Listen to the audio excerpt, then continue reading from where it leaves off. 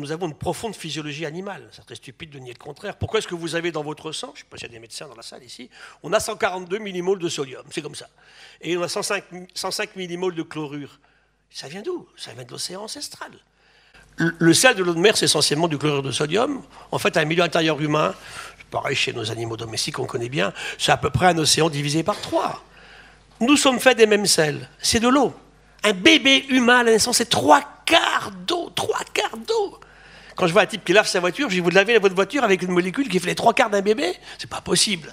Pour un truc qui s'est appelé Sapiens, on peut chez lui-même, bien sûr. Hein. Ensuite, on a largement autant de bactéries sur et dans nous que de cellules humaines. Et quand on rentre dans notre campagne Tara-Océan et qu'on compare les gènes strictement du phytoplancton par rapport aux gènes d'un bébé humain, eh ben on se rend compte qu'on a un bon tiers de gènes en commun. On a plus de la moitié avec la mouche drosophile. On a 98% avec un chimpanzé. Donc admettons pour commencer qu'on fait partie du système. L'arrogance, je pense que si on admet qu'on est fait d'eau et de bactéries, ça devrait changer un petit peu effectivement le caca de l'humain, ça devrait le rabaisser.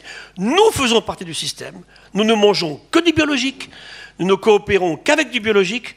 On est dedans. Et pour vous achever, je vous dirais que ce matin, dans votre lit, il y avait entre 1 et 2 millions d'acariens. Ben, vous avez plus de relations intimes avec vos acariens qu'avec votre copine, finalement. On est dedans. Et qu'on dorme seul ou à deux, ça marche très bien, mon histoire. Donc, on est dedans, on ne peut pas s'en passer. Et dès le moment où on admet ça, ça change tout, parce que dès le moment où on va aller agresser ce vivant, eh bien, on s'auto-agresse. Ce qui est un peu quand même stupide pour un truc qui s'est appelé Homo sapiens.